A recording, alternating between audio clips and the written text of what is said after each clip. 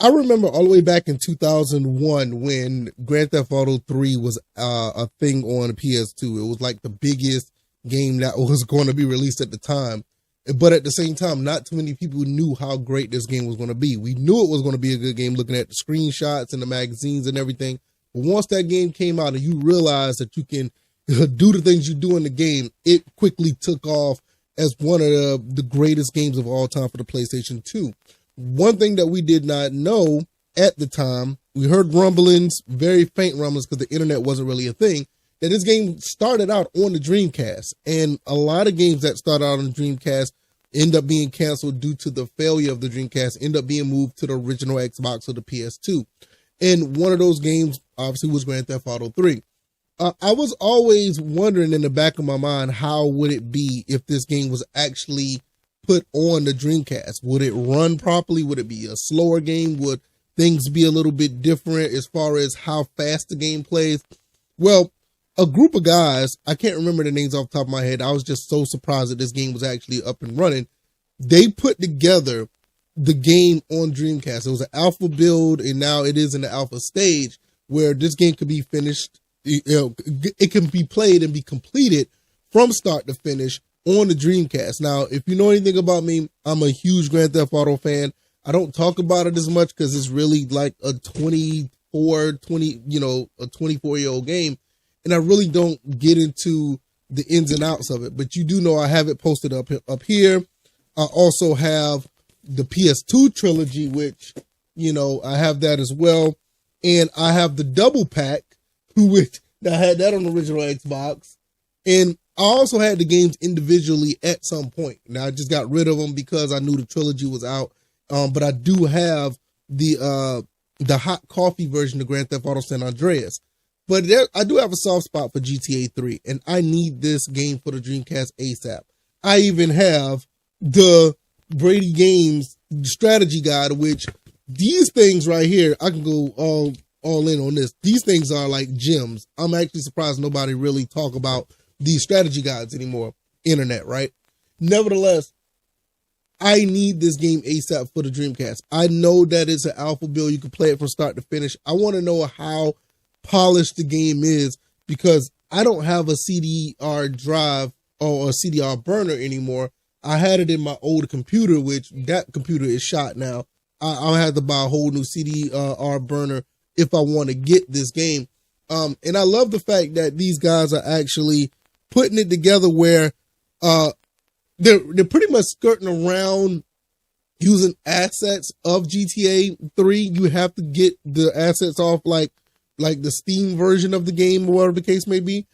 But I love that. Hopefully that Take-Two don't go after these guys. I think this is a phenomenal thing that they've done. And it's one thing I love about, the community when it comes to putting games together, modding games, enhancing games. And it's one of the avenues I would take as far as, not worrying about buying official copies of games if they're capable of doing stuff like this. I would gladly, get a copy of this and play it. Now, as far as monetary value, I'm not getting into that because that's where you get in that gray area of, paying for stuff and, those type of things, cause a red flag. Just look at what happened with the Switch emulator. You paying for stuff, you get the wrong type of eyes on your product or the wrong type of eyes on your vision, and then it ended up being taken down. But I've seen the screenshots. I've seen the gameplay. I'm not going to really put it on my channel because I don't know how these guys feel about, their copies of their, not copies, but their content being on other channels. But you can see it everywhere. It's all over the internet where people are playing this game. And if I can get this game for the Dreamcast, I will definitely live stream this. This is a game that will pretty much revolutionize how I feel about the PlayStation 2. Because at first I was a Dreamcast guy. I love the PlayStation 2, but I was the guy, I loved the Dreamcast and I wanted, everything to be, Dreamcast-esque. Unfortunately, the game, or the console didn't survive. And I have a soft spot for the Dreamcast because it was the first console I purchased with my own money. I didn't need my mom or my dad to buy it for me. So I was all in. Nevertheless, I love the fact that it came out for the Xbox. I love the fact that it came out for, all these other, platforms. Grand Theft Auto 3 is a revolutionary game, and I would highly recommend anybody to go back and play this game, whether it be, on the PlayStation 2 emulator, original Xbox. I recommend the Xbox version. You could play that version on your 360, and I'm talking about this version, the actual original version, not the definitive edition. If you want to play that, that's fine. By all means, it's probably the easiest way, but it's nothing like playing the original version with all the content in its original form, playing it with the original music, and playing it with the original, aura and vibe and atmosphere that it had. The definitive edition is trying to chase that down and trying to relive that, but it's nothing like the original version. And even though I do love the Xbox version, that's my favorite version because of the what that you can do. It just crossed my mind. The tracks, you can put your own tracks, own music in it, but it's just something about the PlayStation 2 version. It kind of like has a soft spot. I don't have that soft spot for the Dreamcast version yet because I haven't played it. But I know if I can get this game up and running on my Dreamcast, if I can get me a copy of it or make a copy of it, I definitely will be feeling that nostalgia all over again. It's something about the Dreamcast, and I'll say this before I get out of here. It's something about the Dreamcast that will probably always live on to the test of time as long as this gaming thing is a thing. The Dreamcast came out in $99.99. And when that console came out, you had a big hoopla of a true next generation experience. We was leaving the N64, the PlayStation 1, and the Dreamcast came out in '99, and it revolutionized how gaming was. You had your VMUs, you had the analog stick that was pretty solid. You had a whole revolutionary of games like NFL 2K, Sonic Adventure, Dead or Alive 2, a lot of games that I can just name off, that were just absolutely great. Virtua Fighter 3, can't even get into all the racing games. There's Sega GT.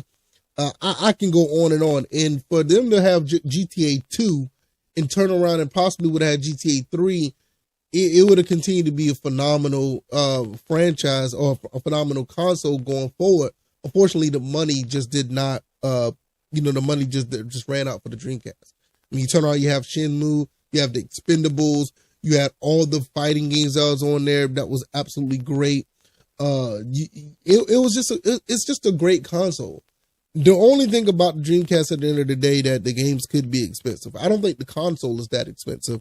When we start trying to buy some of these games, like Marvel vs. Capcom 2, which you can get that anywhere now, you try to get that game nowadays, it could cost you a lot of money. But at the same time, even with the new Marvel vs. Capcom collection out, people still think the Dreamcast is the definitive edition of Marvel vs. Capcom 2. It just plays absolutely phenomenal. Now, let's not talk about Power Stone and all these other Capcom games that came out for the Dreamcast. It's just so many games that came out for it.